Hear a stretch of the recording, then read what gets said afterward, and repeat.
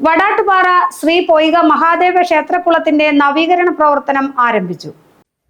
വടാട്ടുപാറ ശ്രീ പൊയ്ക ക്ഷേത്രക്കുളത്തിന്റെ നവീകരണ പ്രവർത്തനങ്ങളുടെ ഉദ്ഘാടനം ആന്റണി ജോൺ MLA നിർവഹിച്ചു.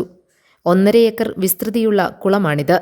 ചടങ്ങിൽ ഗ്രാമപഞ്ചായത്ത് പ്രസിഡന്റ് മേരി കുര്യാക്കോസ് അധ്യക്ഷത വഹിച്ചു. എൽദോസ് ബേബി, MK രാമചന്ദ്രൻ, ഭാഗ്യലക്ഷ്മി രാജൻ, സൽമ ഷാനവാസ്, കവിത ഗോപകുമാർ, അനീഷ് ഉടുമ്പനാട്ട്, CT ലാലു തുടങ്ങിയവർ പ്രസംഗിച്ചു.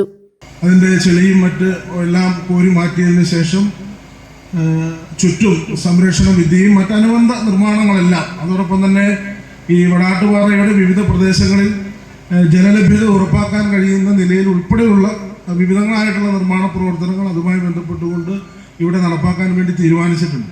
അപ്പോൾ ഏതായാലും ഇതെല്ലാം സമയബന്ധിതമായി ബന്ധപ്പെട്ട ഉദ്യോഗസ്ഥരുടെയുണ്ട്, കരാറുകാരനുമുണ്ട്.